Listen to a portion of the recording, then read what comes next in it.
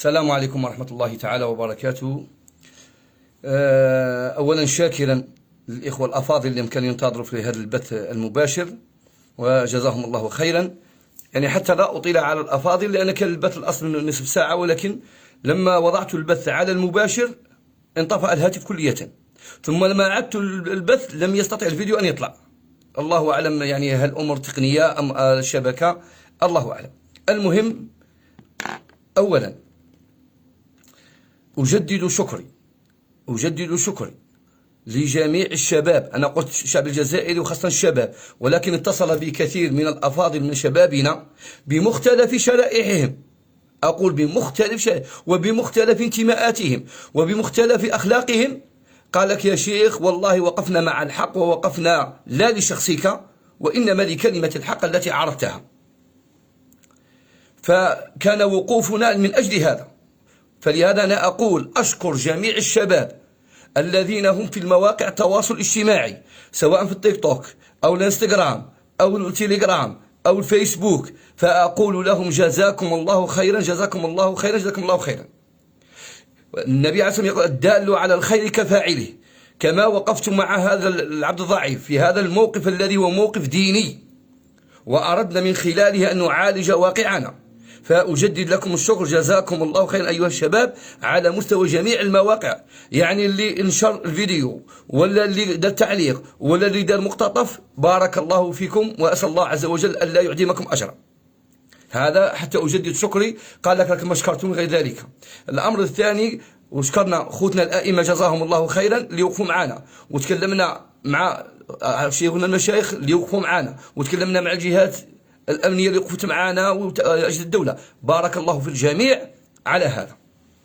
هذا الأمر الأول اللي بغيت نعاود نذكر به. الأمر الثاني وهو ما يتعلق بمسألة درس الجمعة، حتى نكون واضحين.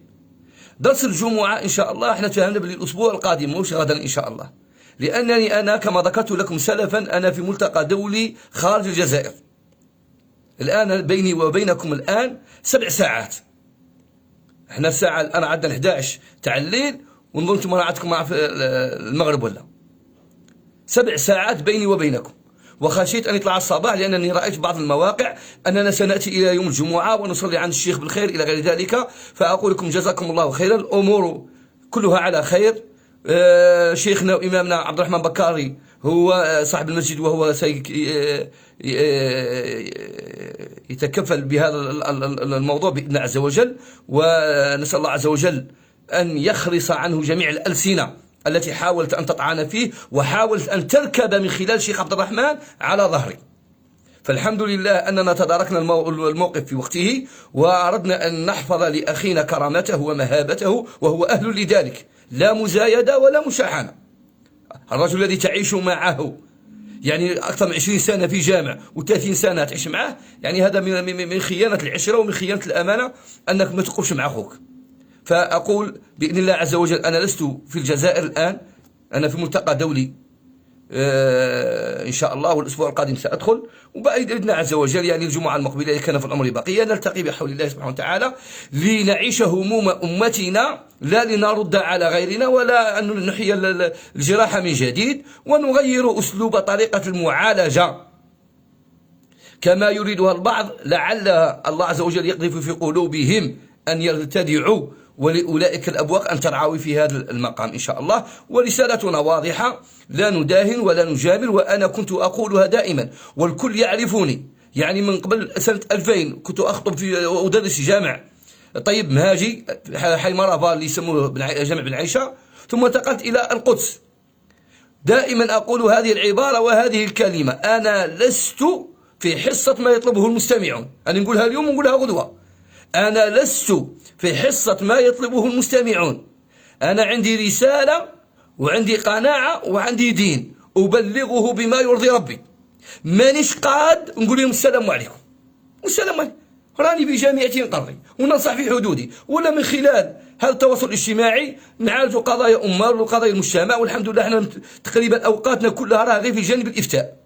يعني أقسم لكم بالله يعني الهاتف لا يتوقف من أسئلة المواطنين، وفي الخاص سواء الواتساب أو الماسنجر على الأقل في اليوم 100 سؤال على الأقل.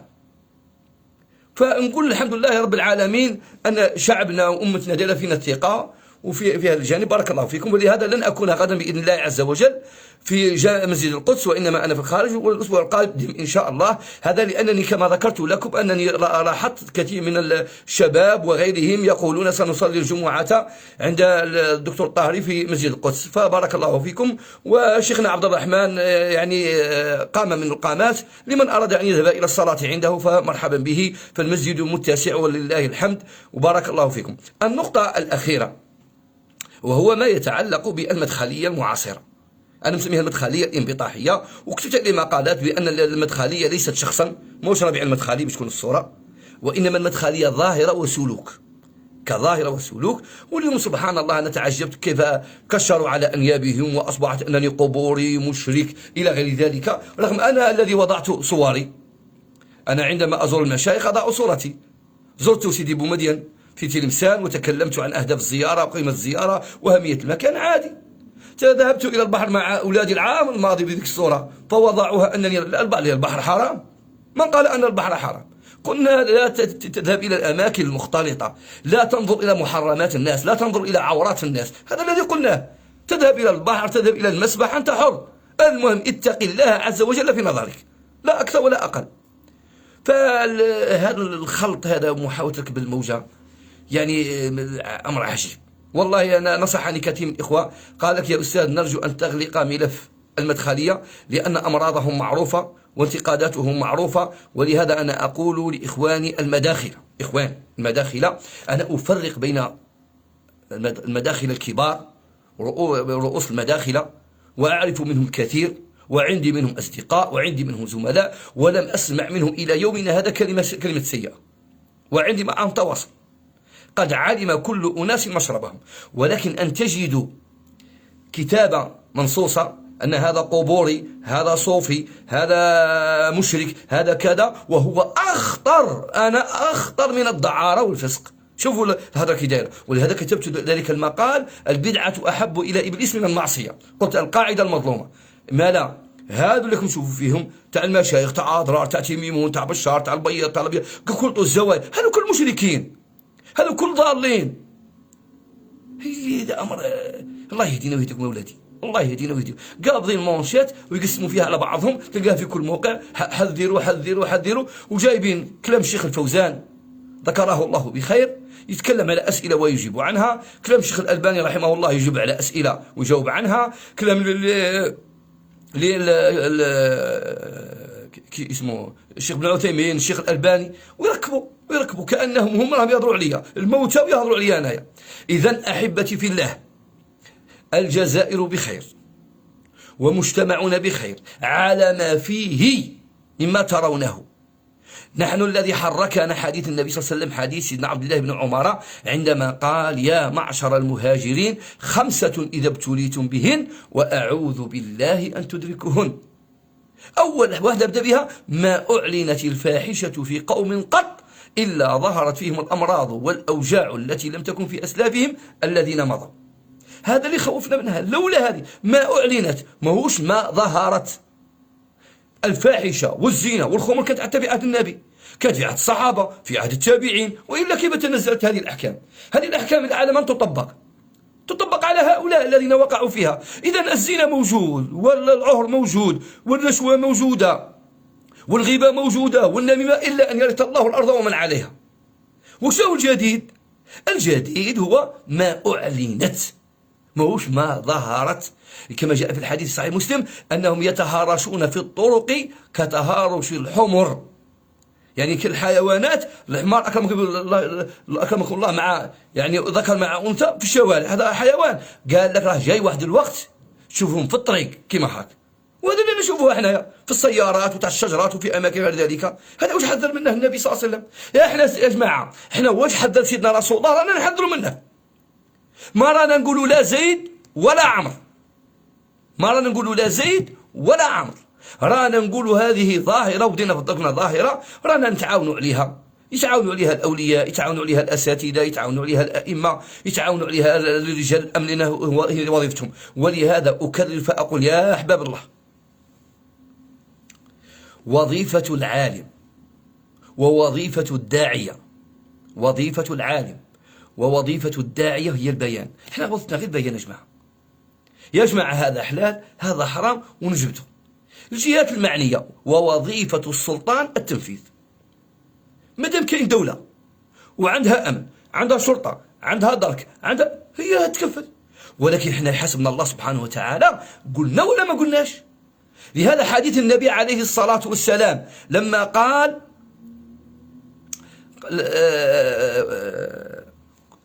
من رأى منكم منكرا فليغيره، من رأى منكم منكرا فليغيره بيده، فإن لم يستطع فبلسانه، فإن لم يستطع فبقلبه، وذلك أضعف الإيمان. ماذا قال علماؤنا رحمة الله عليهم؟ قال علماؤنا فليغيره بيده، وهذه مختصة بالسلطان والحاكم، بيده. السلطان هو اللي يغير الدولة لأنها هي صاحبة السيادة. بلسانه قالوا هذه وظيفة العالم، هذا حلال وهذا حرام وهذا لا يجوز.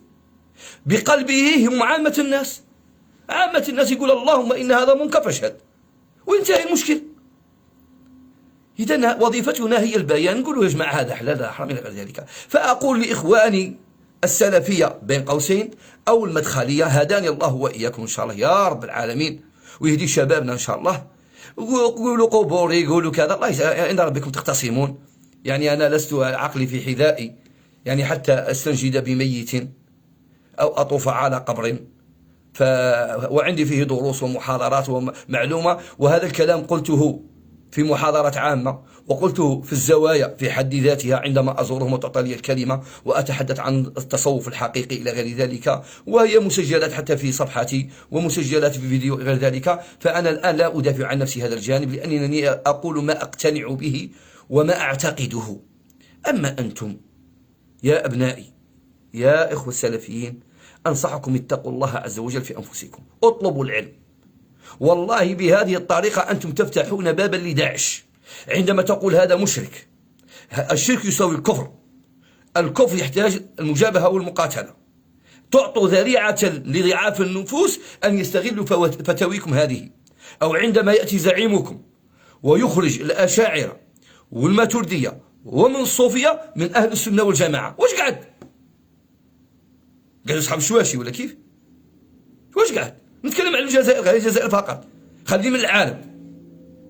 ولا كاع هادو ضالين، 80% من الأمة اللي هو السواد الأعظم هادو كاع في ضلال. وغير نتوما عندكم صكوك الغفران وفرقة الناجية المنصورة. هاودي أنا على الشيطان، ربعوا لسانكم وقروا، روحوا قروا، روحوا قروا نصيحة في سبيل الله. ما تخبطولناش قلوبنا، احنا لا نخدموا وانتم خدموا. احنا رانا مقتنعين بهذا الطريق تاع الاولياء الله الصالحين وتاع العلماء وتاع خلاص خلونا وروح خدم انت. تمشي تقول لهم لا، الشرك والقبورية أشد من الدعارة، أشد من الزنا، أشد من كذا. فيه الناس كفار ولا كيف صاحبي؟ هانا على الشيطان، ما تقبحوش ما تقبحوش. المخير فيكم المخير فيهم مزعوكم القراية ولا المتوسط، ياك هذه حالتكم. يبيع في الكرانتيكا ويبيع في الشامية، ماشي نبخسي أصحاب المهن، ولكن هذا حالهم. كي تجي تسقسيه يقول لك أنا مزعوك، أمه تخدم عليه وأختها تخدم عليه. هاودي على الشيطان بركة. إذا كان بعض المشايخ ولا تشوفهم دار أخطاء روحوا لهم هما، أنا دخل الناس في الزمرة كامل. عندك مشكلة مع المغيري هضر مع المغيري، عندك مشكلة مع الحاج الحسن هضر مع الحاج الحسن، عندك مشكلة مع الطاهري هضر مع الطاهري. علاه دخل شعبان في رمضان ماشي يجيب في الصور والفيديو وراكم تشوفوا في قبوري وكذا. هذو مشايخنا وعلماءنا مهما كان، نكبوا لهم على لسانهم ونسلموا لهم على يديهم احتراما وتقديرا لهم. إذا عندهم شي خطأ تفضلوا. وتكلم أحد الإخوة الأفاضل وهو يسمعني الآن، وقلت له لما تحدث عن أحد المشايخ لما قام على المدخلية طولا وعرضا، يعني رد عليهم أكثر مما يردونهم علينا، فقلت له يا شيخ جزاك الله خيرا، عندك صفحة وعندك قناة، عليك أن ترصد أخطاء هذا الشيخ ورد عليها علميا، 1 2 3 4، من غير سب ومن غير شتم ومن غير انتقاص. نفس الكلام أقوله لأبناء المداخلة. نصيحتي لكم إذا كان هناك أخطاء، والله العظيم أقولها من قلبي، إذا كان ترون أن هناك أخطاء تفضل، قال أخطأت في كذا وكذا وكذا وعليك أن ترجع إلى رشدك. مش كلام عام، كلام حقيقي، والله سأقبله على عيني ورأسي. بالعكس أنا قلت لبعض دعاة السلفية والله لن أجعلك في حل إن رأيتني على باطل وسكت، بشرط إذا كنت مدعيا فالدليل، وإذا كنت ناقلا فالصحة. أما تحط لي هي جلوبال وتدخلني فاسق مبتدع كذا، هذا كلام يا جماعة والله ما يليق بنا. والأمة راها ضايعة، الأمة اليوم شبابنا راه ضايع. يا الحبوب المهلوسة راه إلى حالة يا جماعة، راه ما أخذت حتى ولاية يا جماعة، راه بكر ما يقارب 3 ملايين شاب راه ضايع علينا في الحبوب المهلوسة. هاو نبدو متابعين وفاسق مبتدع وأولادنا ضايعين ولا كيف؟ ياك شوفوا العالم كي راه مقلب حدانا، الحدود كي راه مقلبه حدانا، هاو نقعدوا لاهين في بعضنا حنايا ولا كيف؟ هنا باقي نحافظوا على مجتمعنا. القيم في المجتمعات كي تروح القيم ما قعد والو. إنما الأمم الأخلاق إذا ذهبت أخلاقهم ذهبوا. هاو سيدنا رسول الله قاع رسالته كاملة لخصها في قوله في الحصر، قال إنما بعثت لأتمم مكارم الأخلاق. هاو راها أخلاقنا يا عباد الله، هاو راها أخلاقنا، هذا الشيطان. إذا أحبابي راه عندكم مواقع وعندكم مشايخ وعندكم مطبوعات وعندكم كتب وعندكم مطويات. أنصحكم انشروا الخير، لا تبنوا أنفسكم على ظهور غيركم. ما واش قاعد تركب فوق ظهري وتلعب هذه السلف الصالح. السلف الصالح عندك قناعة انشرها. احنا قناعتنا انا العبد الضعيف الشيء اللي نقتنعه ومعتقد راه نقولها لكم الآن صراحة، ونقولها في صفحات، نقولها اليوم ونقولها غدوة. وكي نغلط نقول غلط. اتصل بي الأفاضل وكتب بعض الأفاضل، من بينهم الدكتور الخضاري، من بينهم الدكتور رشيد هلالي، وكتبوا يعني يتحدثوا عن الأمر وأنه لابد أن يكون هكذا ولا يكون هكذا. وكلهم كان يستصحب قاعدة ليس من أراد الحق فأخطأه كمن أراد الباطل فأدركه. ربما أنا أخطأت في الأسلوب اللي نقدم به النصيحة، ربما كما قال البعض تجاوزت في بعض الألفاظ التي ربما يرى البعض أنها لا تليق بهذا المقام، ولكن وما أرسلنا من رسول إلا بلسان قومه. إن الله لا يحب الجهر بالسوء إلا من ظلم، سنريهم دار الفاسقين. لازم نسمي الأشياء بمسمياتها، وإلا لماذا هذا الفيديو وهذا الدرس لقي رواجا وضر كثيرين؟ لأنه كان واقعي، ما كانش كلام. لأن ربي في القرآن حيت نزل 14 قرن وسيدنا رسول الله يتكلم على الزنا ويتكلم على الخمور ويتكلم على الرشوة، ونقلبوها حتى في الدروس تاعنا والقوانين تاعنا ولله الحمد. قانون العقوبات الجزائري والله لو أسردوا عليكم المواد التي تحدث عن الزنا، واللي تحدث على الدعارة، واللي تحدث على الرشوة، واللي تحدث عن المحسوبية، والله راح نخلعوا. تقولوا هذا الدستور الجزائري، وهذا الدستور الجزائري. حتى المادة في الدستور اللي تنص وقال العقوبات على سب الله وسب الرسول وعلى الاستهزاء بأمور الدين، المادة 144. يعني هذا الشيطان يا جماعة. هكذا نعالجوا في واقعنا، نعالجوا في مجتمعنا. أخافوا ربي، لازم نتعاونوا. واللي عندكم قناعة وعندكم دعوة راه عندكم، روحوا ادعوا لفكرتكم وادعوا لمنهجكم، الله يعاونكم يا سيدي. وإحنا راه عندنا قناعتنا وعندنا منهجنا ندعو له، خلونا يا سيدي. علاه انت ما تجيش تركب لي في فيديو وتكذبوا؟ علاه تكذبوا؟ انا هذه اللي عرفتني فيكم. جيب لي الصوره تاعي حقيقيه مقبوله، جايب لي صوره تاع واحد السيد كان عند القبر مطوبص على القبر، قال لهم هذا الاستاذ الطاهري. انا والله العظيم انا عارف السيد هذا ونكتبت في بعض المواقع من هو. يا بصح قال الدرجه هذه توصل؟ هاو كيفاه صاحبي؟ هاو انت تتكلم لي على المدخليه والوهابيه. هذا عبد الضعيف كان يدرس ثم، انا ما عندي طلبه ماجستير ودكتوراه، انا دكاتره درستهم ثم ولحد الان عندي معهم تواصل. وراني قلتها لكم كم من مره ونعاودها، يا والله شتانه بين الوهابيه والمدخليه تاع السعوديه والوهابيه والمدخليه تاعنا، شتانه بون شاسع. لي شباب عنده علم ويتفهم ويسال ويناقش ويبحث على الدليل بصح. يا بصح انا تاعنا غير تبع المساكين، راه صافي صباطه يتحكم فيه واحد يبيع في الكتب في برج الكيفان. كي المنطق واحد ينقابل اللي حانوت ولا كراج تاع مكتبه مسكين مريح في قناه الله ما يسمعوا فيه، كي يقول له سمعت الشيخ واش كان يقول؟ لا قال كان يجي لتكثير السواد. جئت لتكثير السواد، مو باش نسمع، لتكثير السواد. أخاف ربي. فلهذا أنا لا أطيل عليكم أحبتي في الله. أولا أجدد شكري لجميع الشباب الذين هم على مواقع التواصل الاجتماعي الذين نصروني أيما نصرة، فجزاهم الله خيرا، ولم ينصروا ذاتي وإنما نصروا تلك المواقف. والأمر الثاني أن الجمعة لا أكون هناك لأنني خارج الوطن.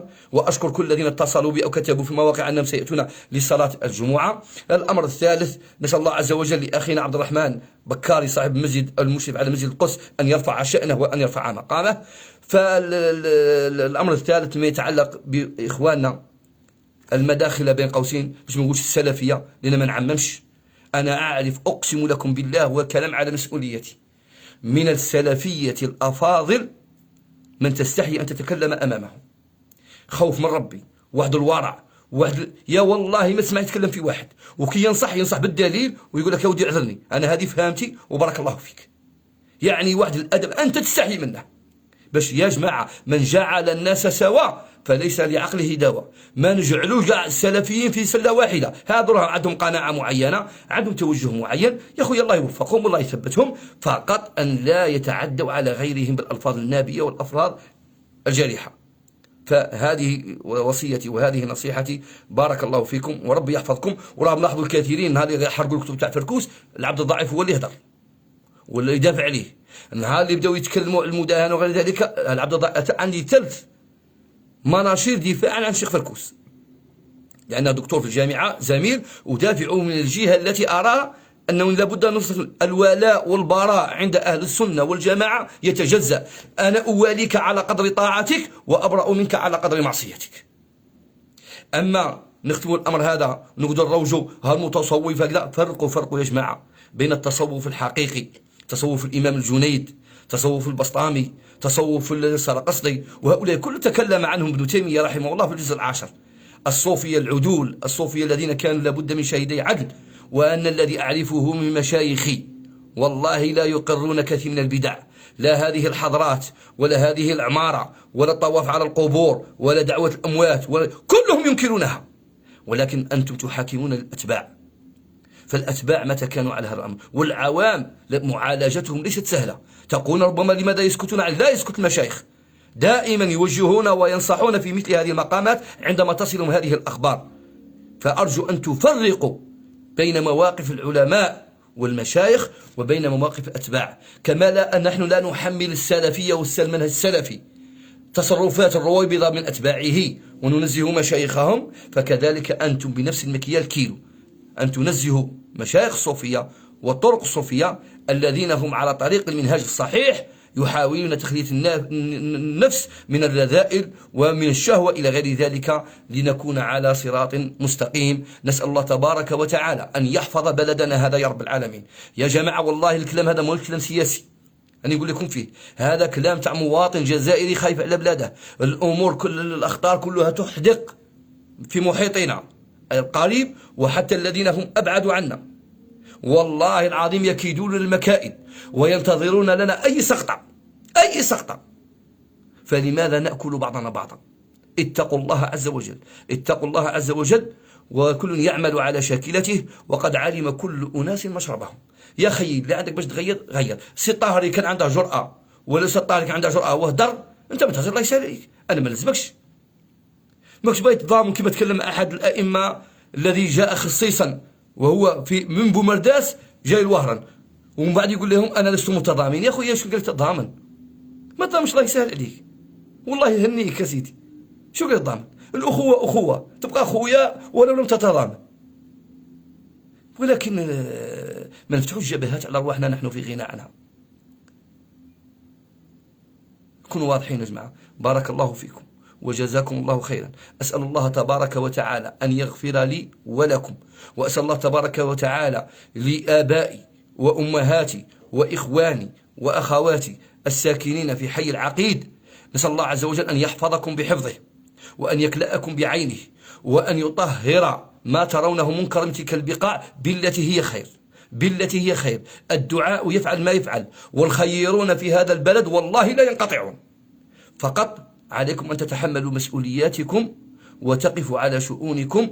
فأنا أجدد اعتذاري لسكان حي العقيد إذا مسهم مني كلام خادش أو كلام مؤذي. ومن البداية قلت أنا لا أقصد أهل السكان الذين هم أصليين، وإنما كنت أتحدث الذين يأتون فقط لفترة الصيف، وذكرت أن هؤلاء لا يستحيون ويقومون بأفعال معينة إلى غير ذلك. وهذا قلت لا يعني أن الحي العقيد هو المعني، قلت لكم هذه الظاهرة موجودة في العالم، كاع في الكرة الأرضية، في أي بلد مسلم كاين الفساد كذا ويتفاوت، ولكن نحن نصحنا بما نراه في جانبنا ولقرب المسجد من حينا تحدثنا بهذا الكلام. فأنا ما ذكرته مقتنع به، أقوله اليوم وأقوله غدا،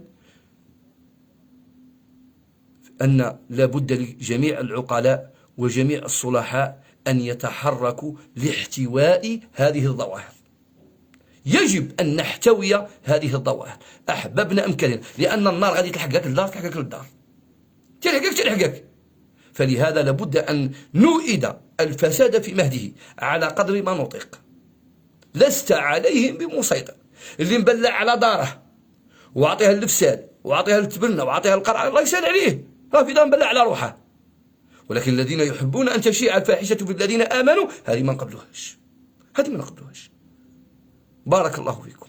أسأل الله أن يتقبل منكم جمعة مباركة، وغفر الله لي ولكم ولجميع من تحدث فيه. والله لقد عفوت عنه وسامحته، كل من تكلم فقد عفوت عنه وسامحته، وكل من أخطأت في حقه أسأل الله تبارك وتعالى أن يغفر لي وأن يتجاوز عني، وأدعو له بإذن الله عز وجل في الصلاة وفي السفر أن يغفر لي ولكم. والدين النصيحة، رانا نتناصحوا. والسلام عليكم ورحمة الله تعالى وبركاته. هذا أخوكم الأستاذ الدكتور بالخير طاهري الإدريسي يحدثكم من خارج الوطن، فتحية طيبة، والسلام عليكم ورحمة الله تعالى وبركاته، وإلى الملتقى إن شاء الله.